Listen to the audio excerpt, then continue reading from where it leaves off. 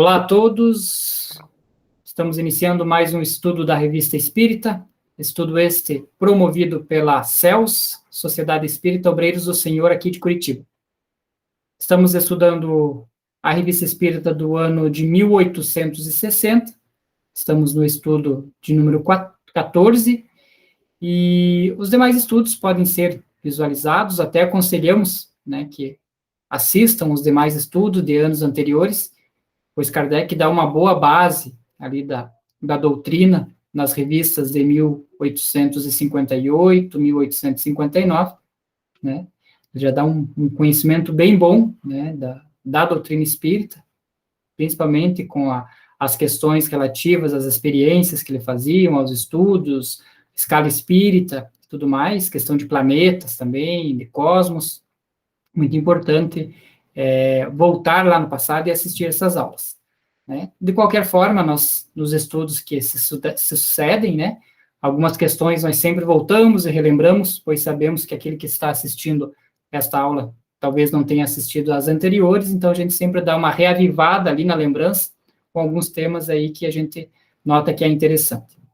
Então, hoje, dia 21/8/2021, Kardec ele vai continuar naquela toada que ele estava, com as entrevistas, né, com as comunicações com as pessoas encarnadas, né? Então, ele já vem fazendo essas comunicações com espíritos encarnados, e agora ele vai dar continuidade nesse estudo. Então, peço que o Pereira dê o início para nós, por favor, Pereira.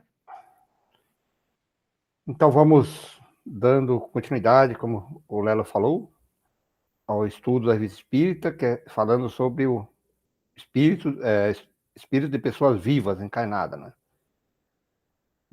Hoje, então, vai ser sobre a senhorita Endermulli.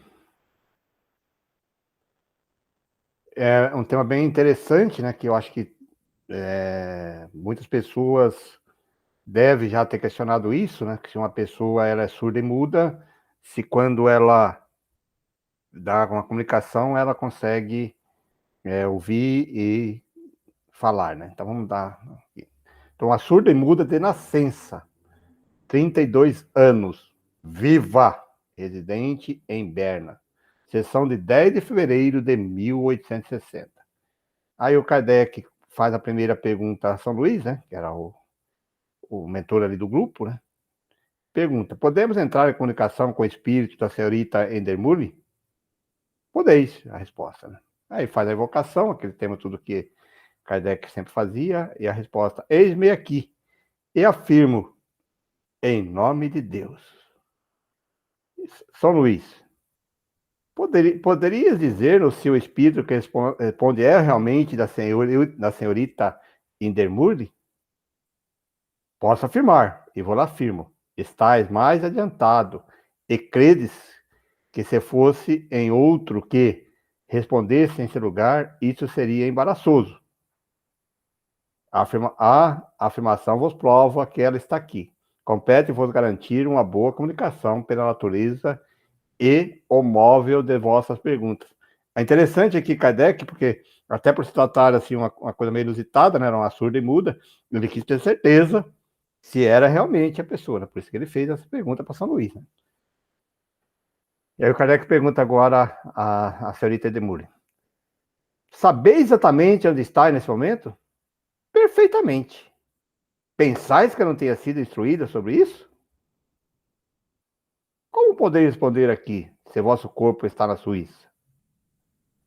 Porque não é meu corpo que responde. Aliás, como bem sabeis, ele é absolutamente incapaz de fazê-lo. Que faz vosso corpo nesse momento? Kardec pergunta. Cochila.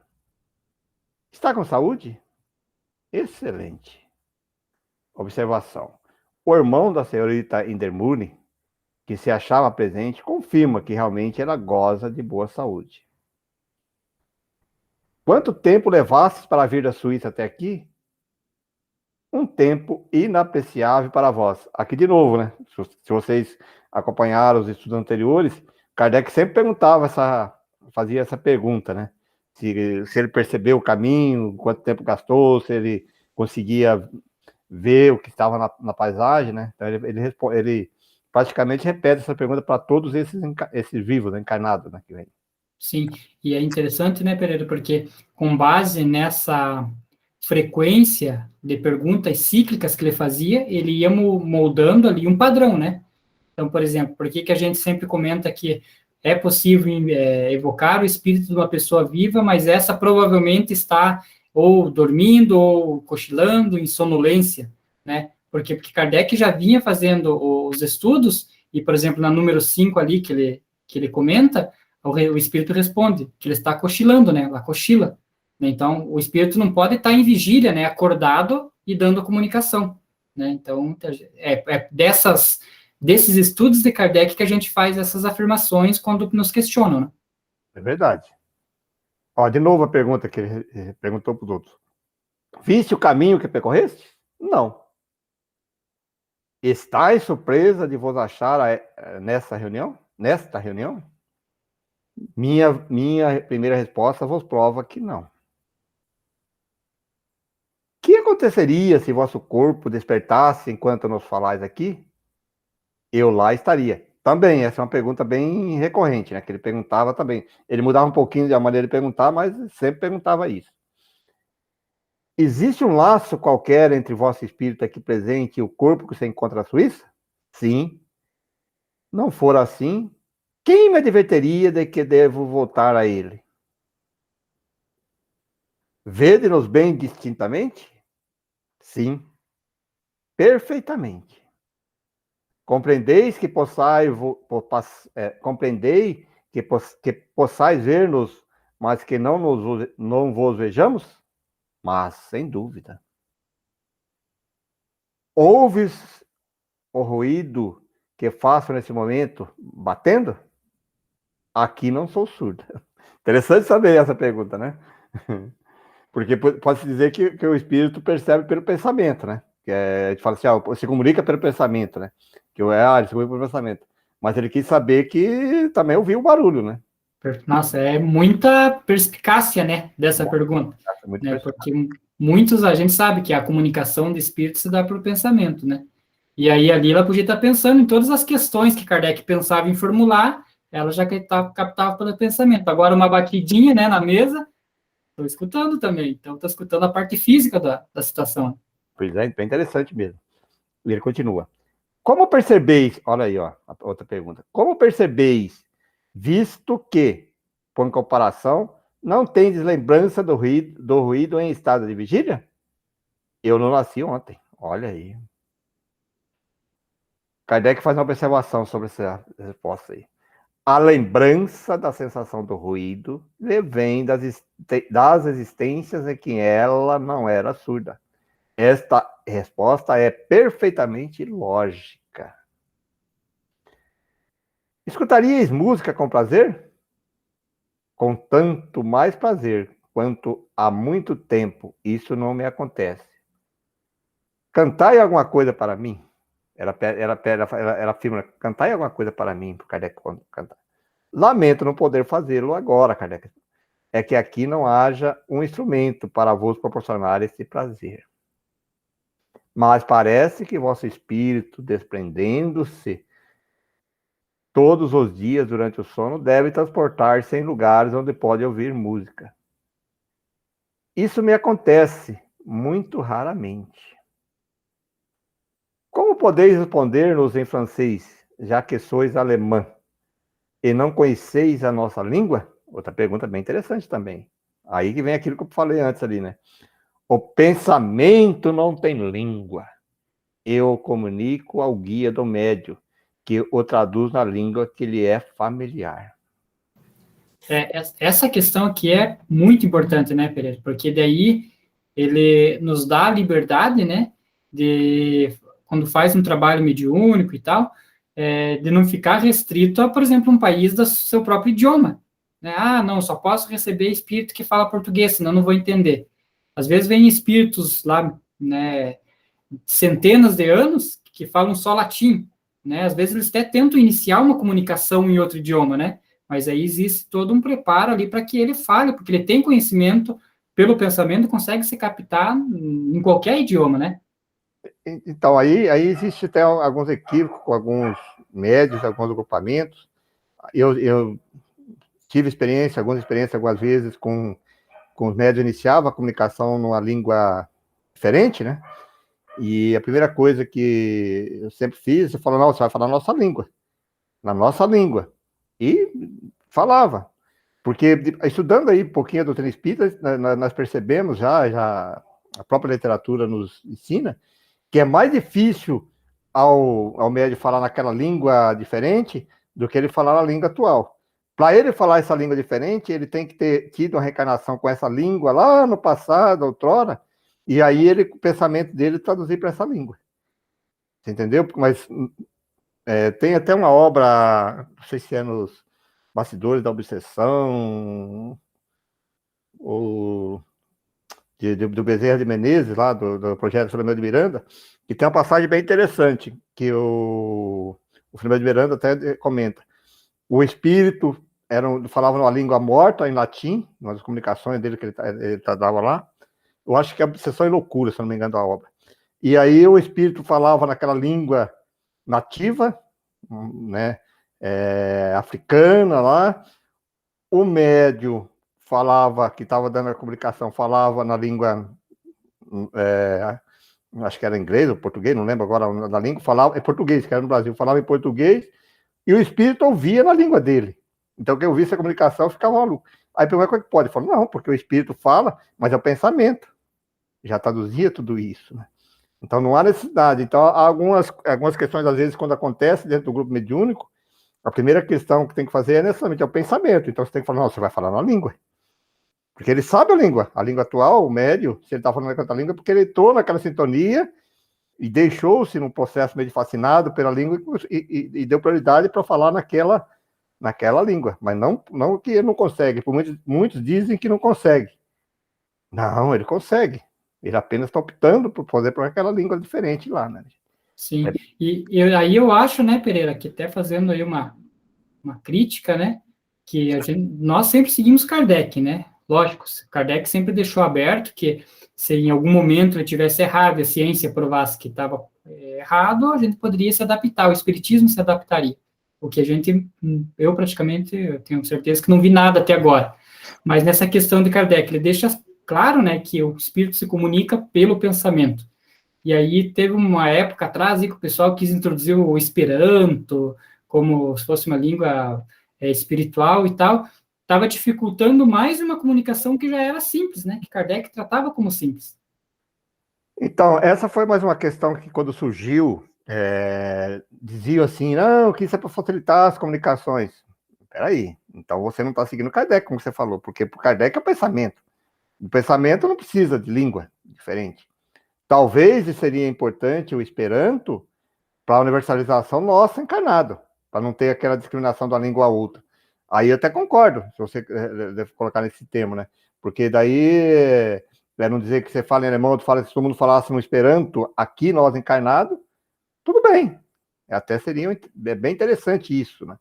É como que se tenta adotar o inglês, né? Mas aí, em vez de você adotar inglês, que daí quando você está adotando uma língua já com origem em outros países, já dá aquele ar um pouquinho, vamos dizer assim, de você está indo para um lado para o outro, né?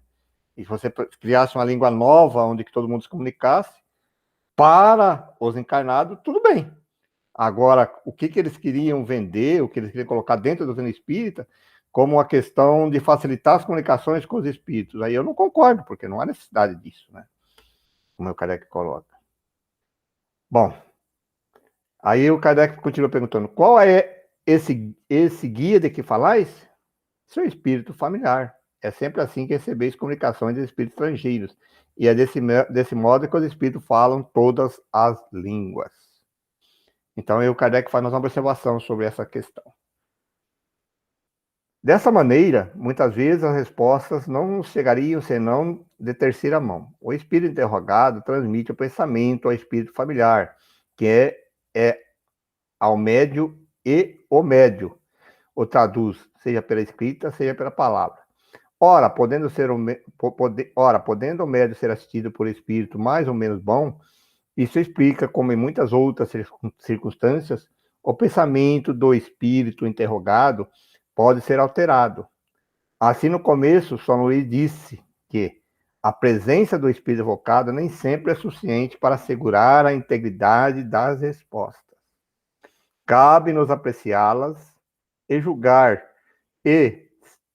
julgar se são lógicas e se estão em relação com a natureza do espírito.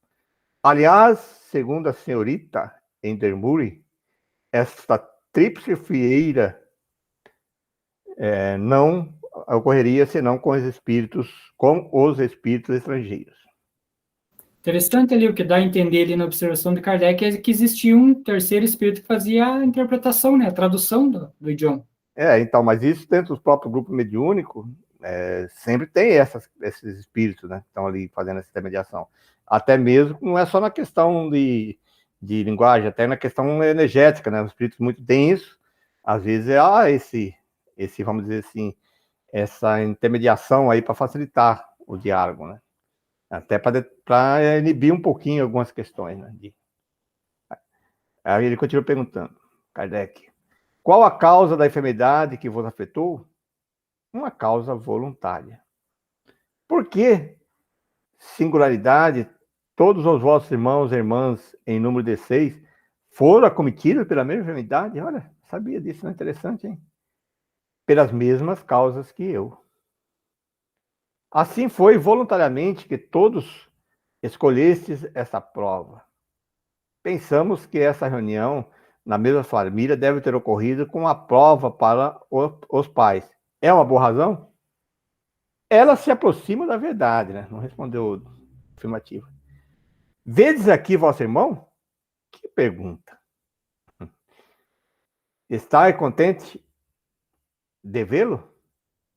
Mesma resposta, né? Que pergunta, né? Que dá para notar que os espíritos, eles não têm muita, não é paciência, mas com perguntas assim meio inúteis, né? Observação do Kardec faz. Sabe-se que os espíritos não gostam de repetir. Nossa linguagem é tão lenta para eles que evitam tudo quanto lhes parece inútil. Eis um ponto que caracteriza os espíritos sérios. Os levianos, zombadores, obsessores e pseudo-sábios geralmente são faladores e prolixos. Como os homens, a quem falta base, falam para nada dizer. As palavras substituem os pensamentos e eles julgam impor-se pelas frases redundantes. É um estilo pedante. Ó, resposta. Gostaria de dizer alguma coisa? Ela responde: peço-lhe que receba a expressão dos meus sinceros agradecimentos pelos bons pensamentos que teve de chamar-me aqui, onde, felizmente, me acho em contato com espíritos bons, embora veja alguns que não valem muito. Ganhei instrução e não esquecerei o que lhe devo. Muito bacana, né? Quer ler essa aí, Lala? Posso ler para ele. Então, bibliografia, Ciamora, a druideza ou o espiritualismo no século XV, por Clement de la Chave.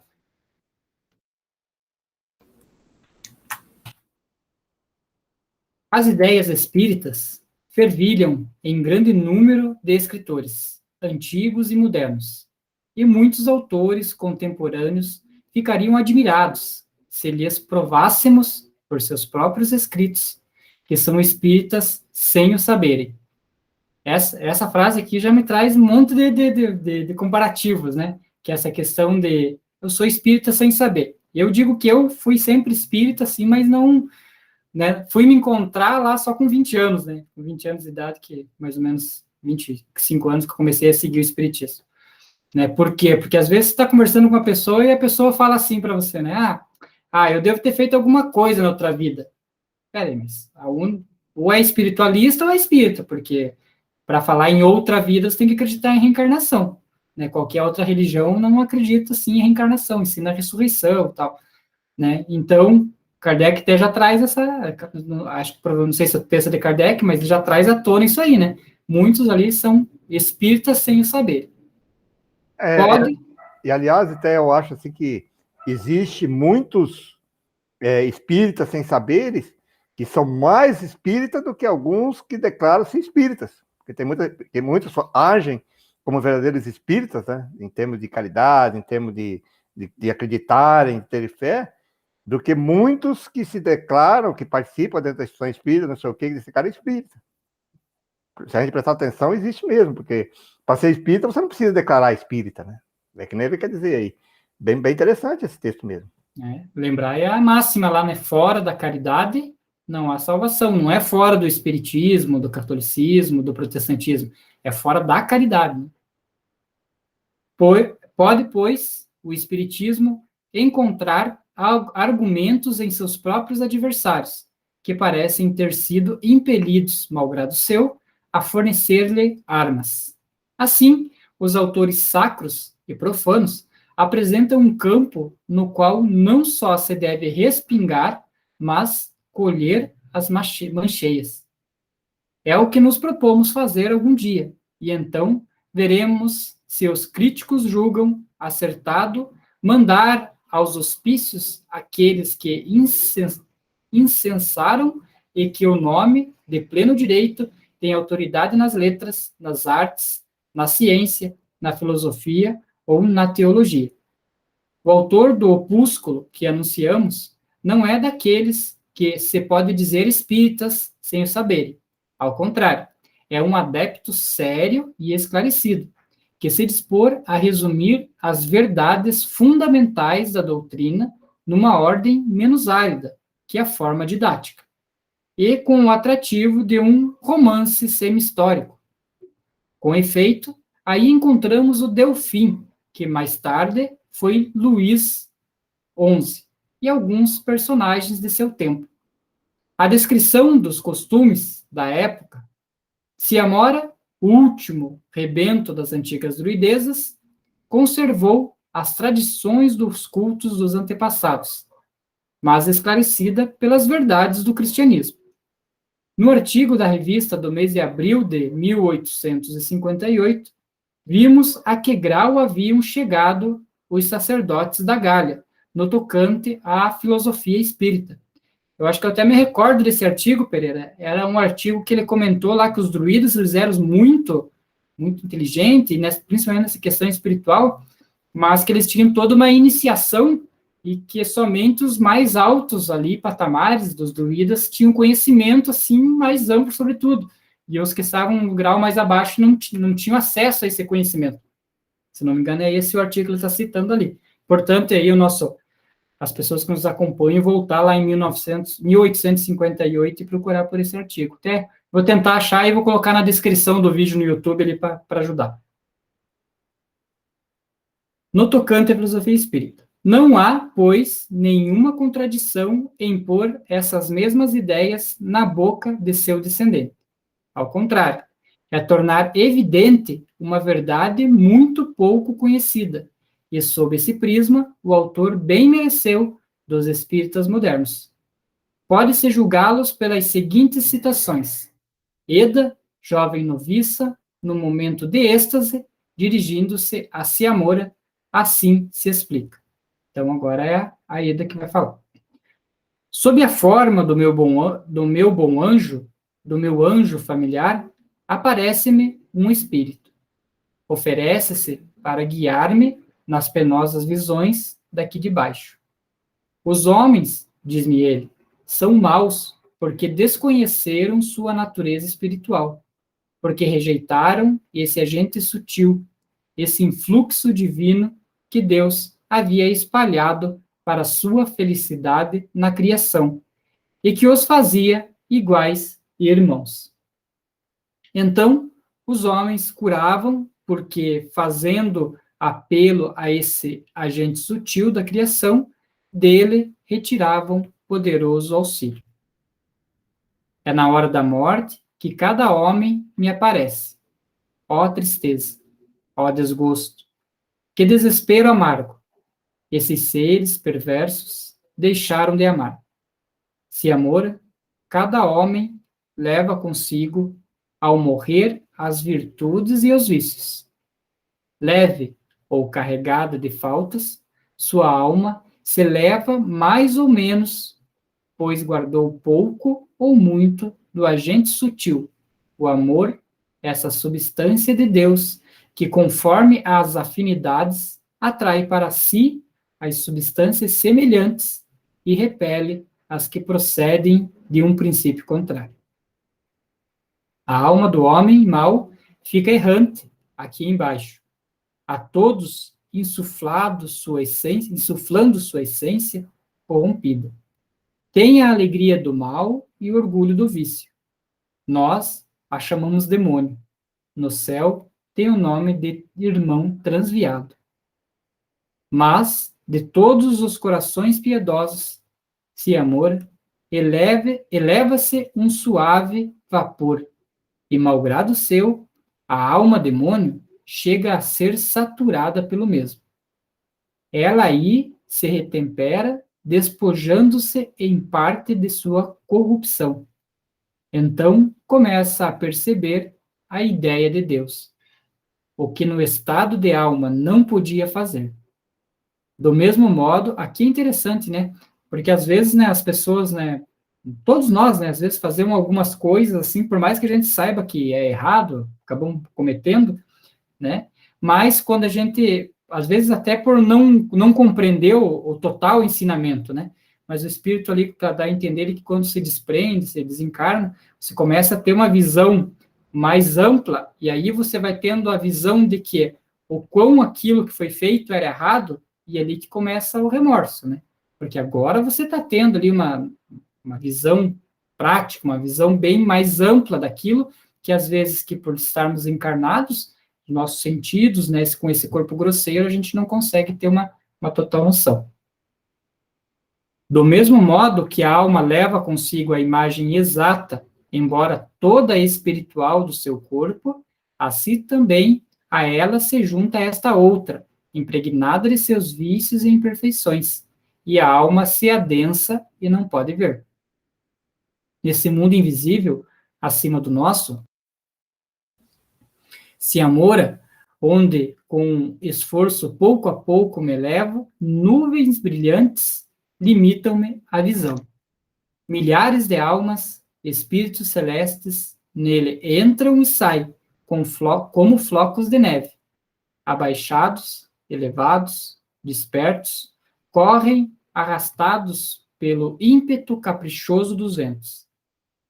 Em sua essência espiritual, descem até nós, os anjos, dizendo a uns palavras de paz, insinuando no coração de outros a crença divina.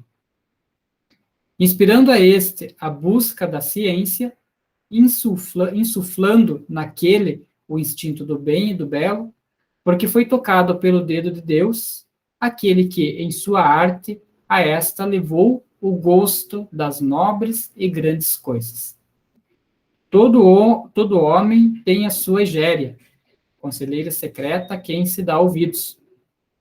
O seu conselho, seu imã, a corda de salvação foi lançada a todos. Cabe a nós agarrá-la. Então, aí nós temos que levar em consideração que ela está entrando num estado que ele falou lá de transe, né, de êxtase, né, e é uma visão dela, né, a visão que ela via, isso aí foi intuída sobre tudo isso aí, né, quer dizer, por isso que ela fala muitas vezes, assim, que a questão, assim, que muitos começam a perceber isso, mas tem alguns espíritos que continuam ainda persistindo no mal ainda e vão para outras dimensões totalmente ainda com essa convicção, ainda não chegam ainda a se despertar para essa consciência, mas eu também concordo com o que você falou, é verdade que quando a gente se emancipa, quando você está num outro plano espiritual, no mundo espiritual, é muito mais ampla a tua maneira de ver as coisas, né? Então, como você está aberto, aí sim, que nem assim, que nem você falou, aqui no mundo terreno mesmo. Às vezes a gente faz algumas atitudes impensadas, em alguns momentos, depois quando a gente chega em casa, naquele momento nosso de relaxamento, sozinho, tipo, puxa, fiz coisa errada, né? Quer dizer, vem aquela consciência. Por isso que fala que a lei divina está gravada dentro de nós, né? Nós sabemos que foi errado, né? Por mais que coisa assim. Pois agora não tem jeito, agora vamos deixar, né? Vamos tentar melhorar de outra maneira, mas... E quando você está no mundo espiritual, e é isso a literatura nos diz também, você está muito mais sensível a despertar por essas consciências, né? analisar esses erros, esses equívocos. É interessante o texto. Ele dá continuidade aqui, então. E esse homem mau, ou antes, essa alma demônio, cujos olhos, ao contrário do ar puro, começaram a abrir-se, vai chorando seu crime e pedindo sofrimento para espiá-lo. Se é privado de auxílio, que fará? Um anjo de caridade aproxima-se e lhe diz: irmão transviado, entra comigo na vida. Lá está o inferno, o lugar de sofrimentos, onde cada um de nós se regenera. Vem, eu te sustentarei. Tratemos de ali fazer um pouco de bem, a fim de que para ti a balança do bem e do mal acabe por pender para o lado bom. Interessante ele falar do inferno ali, né? E aqui também vale uma explicação, né, Pereira? Que nós espíritos não acreditamos no inferno, né? Que o inferno seria um local onde os espíritos estão lá condenados, né, à eternidade ficar sofrendo. Mas é interessante que quando, por exemplo, vem um espírito de uma religião diferente, é sempre interessante a gente tratar ali, por exemplo, se é um espírito que não tinha Jesus que nem nós temos como mestre, guiador, né, salvador, que nosso maior modelo, mas uma região, por exemplo, muçulmana, nós falamos em Maomé, né, para que o espírito se sinta ali mais convencido, né, no diálogo. Esse é um ponto bem interessante que você tocou, porque nós, às vezes, quando entramos num diálogo com alguma entidade espiritual, nós sempre devemos entender, às vezes esquecemos que aquela entidade, inclusive, ela pode ser que não seja espírita, ela não tem esse conhecimento. Às vezes a gente usa alguns termos que não é adequado, né? Por exemplo, que você falou, às vezes a entidade não é cristã, então ela não tem essa convicção, né? Então, realmente tem que tomar esse cuidado, né? Usar outros termos mais abrangentes, Deus, maldade, sei lá, alguma coisa que você não leve a discriminação ou daquela entidade porque ela está pensando diferente. E, principalmente agora, no momento que a gente vê aqui no mundo terreno, existe uma população enorme de espíritos encarnados que não são seguidores do Cristo, cristãos, segue diferente. Mas se você olhar a essência, não o que você pratica hoje, assim como praticava o cristianismo na época, dito cristianismo na época, que mandava matar, que mandava fazer não sei o que em nome de Jesus, né? Que é errado. Mas se você perceber a essência dessas filosofias religiosas, ela pega também a caridade e o amor. É que as pessoas utilizam e deturpam isso para pegar no poder, né? De discriminar. Então a gente tem que tomar algum cuidado nisso, né? E fazer com que esses espíritos que estão comunicando com a gente, que ele pode vir de uma outra linha de pensamento diferente, religiosa, né? Que você não aflige. Então, você pode usar, como você falou, Maomé, Deus, um outro nome diferente que a gente quiser usar, mas que você busque a essência filosófica dessas linhas religiosas. Que no fundo, na base dela, se você olhar bem no fundo lá, eu dei uma andada estudados ali, ele não prega isso, não prega que você tem que matar o irmão, que você tem que discriminar as mulheres ou discriminar qualquer um. Não. Só que aí eles vão deturpando isso e cria tudo isso aí, né? Então você pensa, não, mas peraí, onde é que está escrito isso? Onde é que está lá, né? É mesmo que você pegar a Bíblia, né? Se você pegar... Por que a Igreja Católica, o cristianismo, no começo do século, lá mandava matar milhões e milhões? Quem não era da Igreja Católica ia para fogueira, queimava, né? É a mesma linha de pensamento hoje, dessas novas filosofias que estão surgindo, né? Que eles vão deturpando um pouco aí. Assim vai que elas são consideradas um pouco cristãs também, os nossos amigos descendentes das linhas africanas, né? Puxa, são muito bonita a filosofia da essência deles, se você analisar, que é visa a caridade, visa o amor, tudo. Mas as pessoas no mundo terreno deturpam tudo isso. Aí o espírito passa aqui, desencarna, né? E começa um processo de perseguição por um colega nosso, às vezes, que é cristão, e aí você vai no diálogo dele e fala, você tem que seguir Cristo. É difícil você querer inverter isso, né? Mudar assim, né? Você pode falar, poxa, você tem que voltar na tua essência divina, de caridade, de amor, como irmão, até que ele convença nisso, que ele modifique isso. É uma reflexão bem interessante mesmo sobre essas questões. Exatamente. É interessante ali, ó, naquele texto anterior, né, ainda naquela primeira parte, quando a Eda, né, ela comenta que os espíritos ali mais evoluídos vêm entrando como flocos de neves, e ele vem tocando cada espírito ali, dando uma sementinha, para um é uma palavra, para um é um pensamento, tal, né, para que se reaviva. Isso é para demonstrar, né, que nós nunca estamos abandonados. E hoje, enquanto encarnados, isso acontece diariamente, né, de vir aqueles flashes, aquele pensamento, como o Pereira falou, a lei universal ali está gravado na nossa consciência. Então, certo e errado, a gente sente quando está fazendo, né? Então, continuando ali. Então, ela falou, né, que o anjo veio e falou que ia ajudar ali ao irmão ali que estava transviado, para que ele conseguisse pender a balança ali mais para o lado bom. É assim, se amor, que para todos os homens chega o momento de morrer. Vejo-os, mais ou menos, se elevando nos céus, entrar na vida, sofrer novamente, depurar-se, morrer, ainda assim, ainda e subir incessantemente nos mais elevados espaços celestes. Tem uma frase que eu não vou acertar ela inteira, querida, que Kardec fala, né? Que é viver, desencarnar, reencarnar, assim é a missão, né? Como que é? Você sabe ela? De cabeça eu não sei, não, mas é mais ou menos isso mesmo. É, Incessantemente, coisa assim, né? e é o ciclo, né? É o ciclo, é viver, se evoluir, desencarnar, voltar, tornar a reencarnação. Esse é o ciclo da evolução.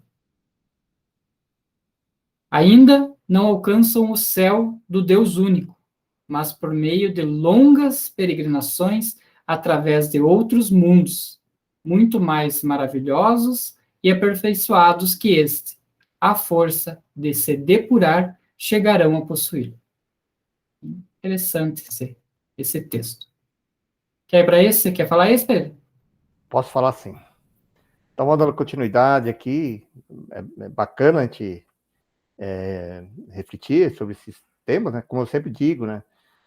As pessoas às vezes podem pensar diferente, que nos escreva, nós abrimos sempre o debate, nós estamos colocando aqui as nossas opiniões e nós podemos muitas vezes estar equivocados, mas nós estamos baseados naquilo que nós estudamos e que nós, que nem o Lelo colocou, nós valorizamos muito a Kardec, mas às vezes a nossa interpretação também pode estar equivocada.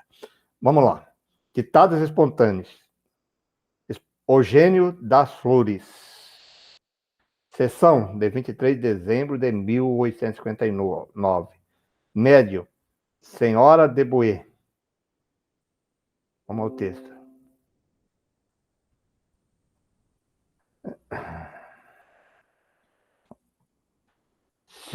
Sou Etane, um dos espíritos que preside a formação das flores, a diversidade de seus perfumes.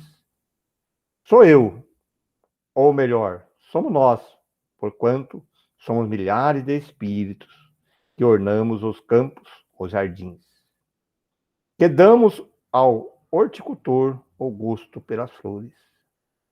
Não poderíamos ensinar-lhes não poderíamos ensinar-lhe a mutilação que por vezes protagoniza, mas ensinamos a avaliar seus perfumes, a embelezar suas formas, já tão graciosas. Entretanto, é principalmente para as flores desabrochadas naturalmente que se volta toda a nossa atenção. A elas prodigalizamos mais cuidados ainda. São nossas preferidas. Como tudo quanto só tem maior necessidade de auxílio. Eis porque delas cuidamos melhor. Também somos encarregados de espalhar os perfumes. Somos nós que levamos ao exilado uma lembrança de seu país, fazendo entrar em sua prisão o perfume das flores que ornava o jardim paterno. Aquele que ama e ama realmente, levamos o perfume das flores ofertadas pela sua noiva. Ao que chora, uma lembrança dos que se foram, fazendo desbrochar em seus túmulos as rosas e violetas que lembram as suas virtudes. Qual de vós nos deve essas suaves emoções? Quem não estremeceu ao contato de um perfume amado? Estais perplexo? Penso, ouvindo-nos dizer que há espírito para tudo. Isso no entanto, é a pura verdade. Nunca encarnamos e talvez jamais encarnaremos em vosso meio. Todavia, alguns já foram homens, mas pouco entre os espíritos dos elementos. Nossa missão em vossa terra nada representa. Progredimos como vós, mas é principalmente nesses planetas superiores que somos felizes. Em Júpiter, nossas flores reproduzem sons melodiosos e formamos as moradas aéreas, das quais somente os ninhos de colibris vos podem dar uma pálida ideia. Pela primeira vez, far-vos-ei a descrição de algumas dessas flores, não apenas magníficas, mas sublimes e dignas, dos elevados espíritos, as quais servem de morada. Adeus, que o perfume de caridade vos anime, as próprias virtudes têm perfumes. Aí o Kardec, né, claro, né, vai fazer a pergunta sobre o gênio das flores. Na cidade de dezembro de 1858, médio o senhor Rosé. Aí o Kardec começa a pergunta a São Luís, né? Outro dia, tivemos a comunicação espontânea de um espírito que disse presidir as flores e seus perfumes. Haverá, de fato, espíritos que podemos considerar como gênios das flores? Aí o São Luís responde. Esta expressão é poética e se aplica bem ao assunto, mas, a bem dizer, seria defeituosa.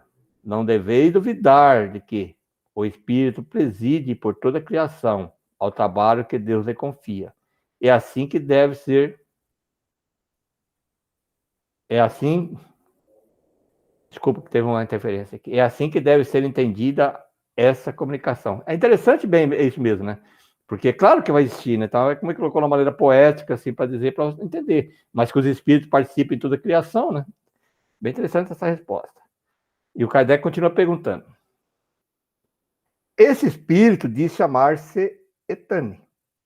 Como poderá ter o nome se jamais encarnou? É uma ficção. O espírito não preside de maneira particular a formação das flores. Antes de passar pela série animal, o espírito elementar dirige sua ação fluídica para a criação dos vegetais. Esse ainda não encarnou e somente age sob a direção de inteligências mais elevadas, que já viveram bastante para adquirir a ciência necessária à sua missão. Foi um desses que se comunicou. Ele vos fez uma mistura poética da ação de duas classes de espíritos que atuam na criação do vegetal. Bom, então Kardec continua ainda. Não tendo ainda vivida, mesmo na vida animal, como esse espírito pode ser tão poético? Relete. O São Luís também deu uma dor no Kardec. Ele de novo lá. Observação. Vídeo e observação feita após a pergunta 24. Bom, assim o espírito que se comunicou não é o que habita e anima a flor? Não, não. Já vou lhe disse muito claramente. Ele guia. Olha de novo, São Luís também dá uma dura no Kardec também, né? Esse espírito que nos falou esteve encarnado? Esteve. o espírito que dá vida às plantas e às flores tem um pensamento, a inteligência do seu? Nenhum pensamento, nenhum instinto. Olha que bacana, né, gente? Vamos dar continuidade. Quer dar continuidade? Vou dar continuidade. Ele não dá a pergunta 24, tá aí para uma pesquisa, talvez venha nos estudos para frente, sequentes, né? Mas interessante ali, né? Porque eu também fiquei pensando, no começo, assim, eu pensei, será que ele era um elementar, alguma coisa assim? Mas era muito poético, né? Falar sem ter nunca reencarnado. Então, São Luís veio ali, né, dar a explicação que esteve encarnado, e assim como a gente sabe, né, que aí os emissários aí de Deus, que somos nós, aí, espíritos, né, e tal, né, tem os que cuidam das chuvas, tempestades e tal, né, com certeza aí na parte de criação ali das plantas deve ter alguém também na condução, não na criação, porque a criação é de Deus, né, mas no auxílio. Ditados espontâneos. Felicidade. Sociedade, 10 de fevereiro de 1860, pela senhorita Eudine. Qual o objetivo de cada... Olha que pergunta.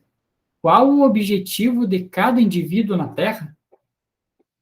Quer a felicidade a qualquer preço. O que é que faz que cada um siga uma rota diferente? É que cada um de nós espera encontrá-la num lugar ou numa coisa que lhe agrada particularmente.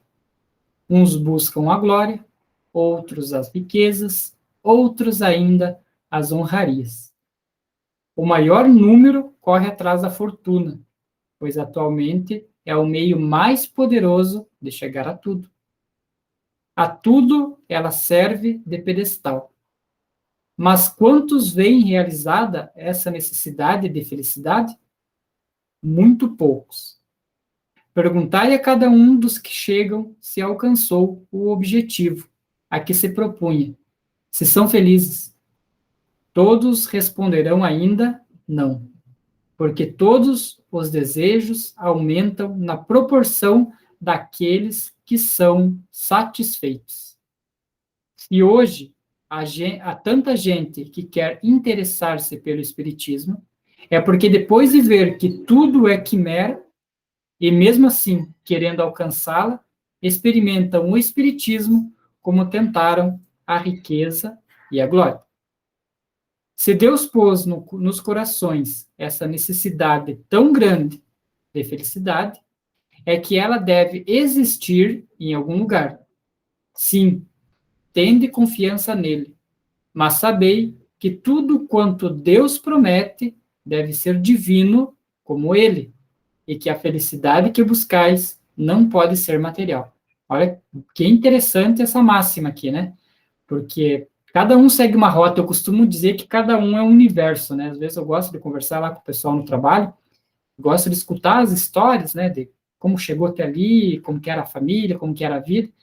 E você vê, assim, que eles começam a falar, assim, com detalhes e tal, e como a gente não teve nenhum relacionamento, assim, né, de amizade antes daquilo, você vê que correu todo um mundo, todo o universo, toda uma história que eu nunca estive no meio, que eu nunca influenciei em nada, e mesmo assim não deixou de acontecer. Eu costumo dizer que cada pessoa é um universo, né? Cada ser é um universo com suas próprias histórias e tudo mais. E aí vem, né, como o Espírito disse ali, né, cada um segue sua rota, em rumo à felicidade.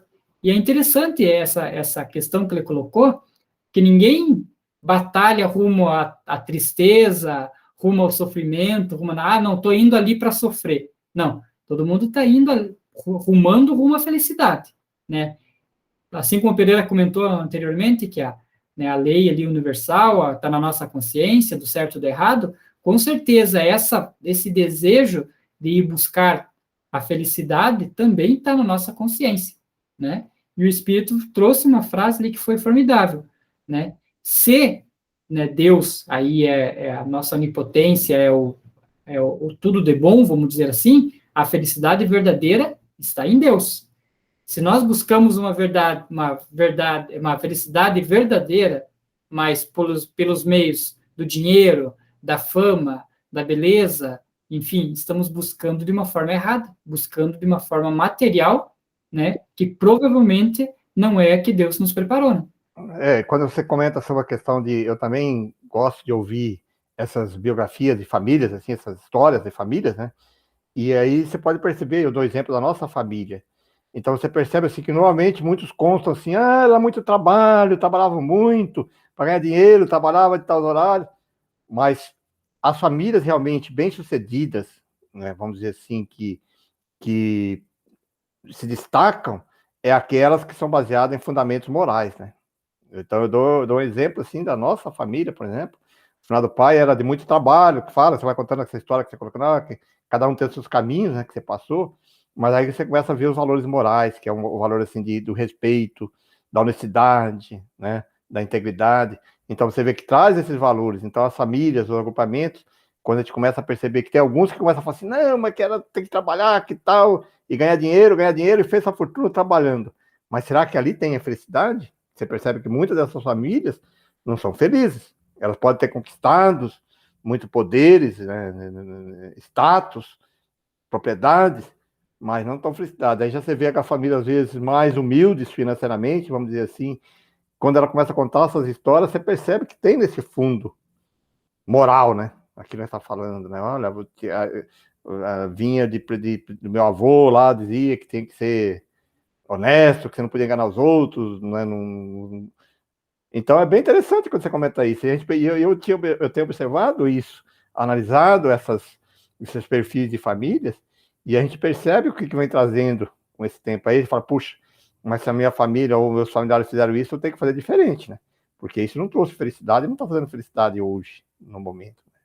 É bacana essa reflexão mesmo, porque cada um é um universo diferente, né? Que você falou. Cada um segue um caminho. Onde é que está a verdade? É ali a necessidade que cada um tem de passar por essa experiência, né? Exatamente. E é interessante, né, que né, a interpretação ao fundo da prosperidade, né, o espiritismo ele não é contra a riqueza, né? O que nós somos contra é o materialismo.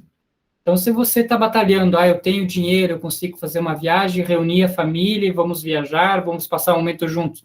Então, você não está utilizando o dinheiro como escravo e o dinheiro como o ponto da felicidade, mas ele está provendo ali momentos felizes para você, com sua família, ou com quem você gosta.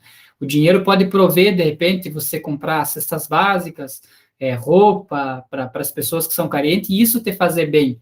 Então, o dinheiro, se ele usado de forma correta, ele não é o que vai te levar para uma perdição, né? O problema é quando você tem o dinheiro e utiliza dele só para bens próprios, só para consumo próprio, só para sua própria felicidade, se tornando um egoísta e aí vivendo até se tornando escravo do próprio dinheiro, né? Estou continuando aqui. Pode comentar, Bri. Estou continuando aqui a mensagem do Espírito, falando sobre felicidade. Ele diz o seguinte: vinde a nós, todos vós, que sofreis. Vinde a nós, todos vós, que necessitais de esperança. Porque, quando na terra tudo vos faltar, nós aqui teremos mais do que solicitam as vossas necessidades. Mães desesperadas, que vos lamentais sobre um túmulo, vinde aqui. O anjo que pranteias vos falará, vos protegerá, vos inspirará a resignação às penas que suportastes na terra.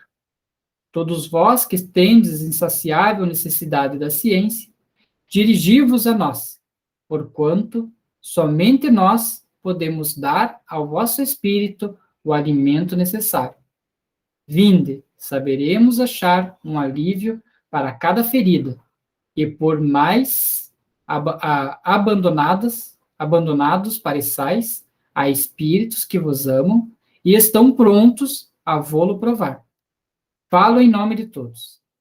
Desejo que venhais pedir-nos conselhos, pois estou certa de que voltareis com a esperança no coração. Style. Aí tem uma nota de Kardec. Um instante depois, o espírito escreveu de novo, espontaneamente. Muitas vezes, o sorriso vem aos lábios de certos ouvintes. Esse escapa aos médiuns, não escapa aos espíritos. Mas não temais, são os que mais sorriram, que mais acreditarão depois. E nós vos perdoamos, porque um dia podereis vos arrepender de vossa ironia. Estou convicta de que, senhoras, se perto de cada uma de vós se achegasse um ser perdido que tivesseis amado, a recordar-vos uma lembrança, trocaríeis vosso sorriso de incredulidade por um suspiro e ficaríeis felizes ou ansiosas. Ficai tranquilas, vosso dia chegará e sereis tocadas pelo coração, porque, como bem eu sei, é a vossa corda mais sensível. Interessante aí a mensagem que o Espírito vem nos trazer, né, Pedro?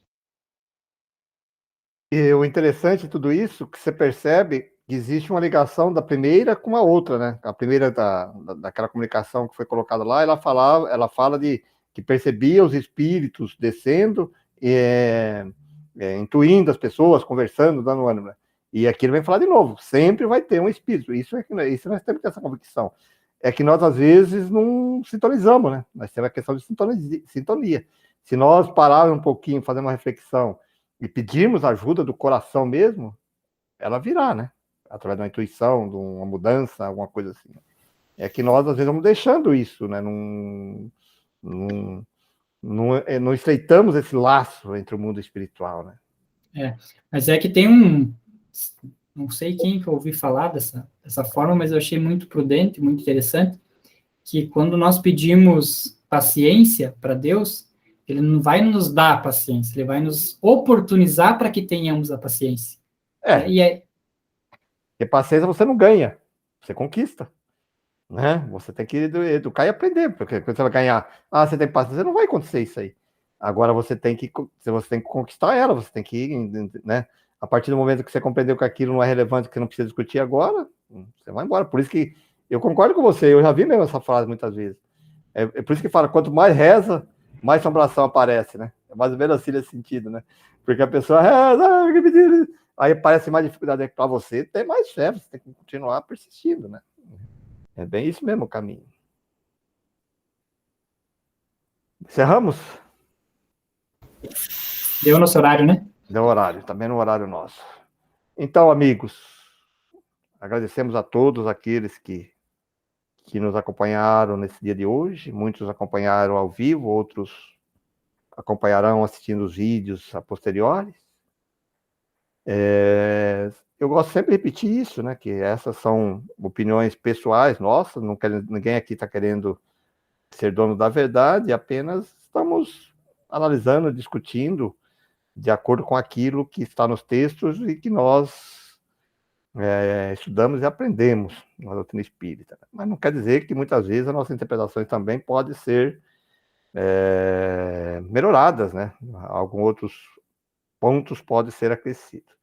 Então, vamos aproveitar esses instantes de encerramento para agradecer a Deus que nos deu essa oportunidade de estarmos aqui nesse dia, estudando essa doutrina espírita. Agradecer a Jesus, nosso mestre, nosso guia, que nos dá o Evangelho, que é nosso guia para ser seguido.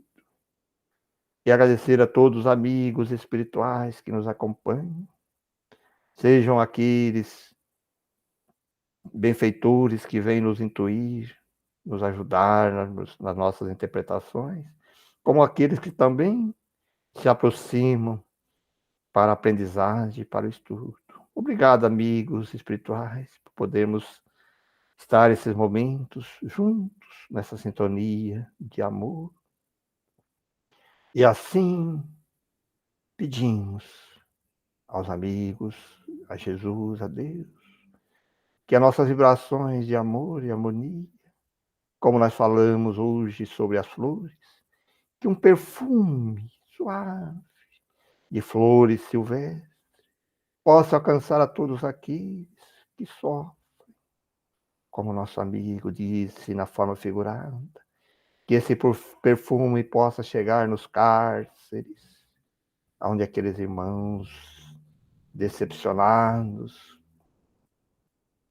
possam sentir um perfume de flores, possam chegar nos hospitais, possam chegar nas casas, nos lares, aonde está tendo essas experiências dolorosas dos sofrimentos, às vezes, muitos lares enlutados pelos irmãos, por algum irmãozinho que partiu, que eles possam sentir um perfume suave, que todos nós possamos receber esses perfumes, impregnados de amor, de auxílio, para nos despertarmos para novas realizações. Assim, como eu já disse, muito agradecido por podermos estar aqui. Mais uma vez, obrigado Deus, obrigado Jesus, e que possamos estar aqui na próxima semana para mais um estudo da Revista Espírita, que assim seja.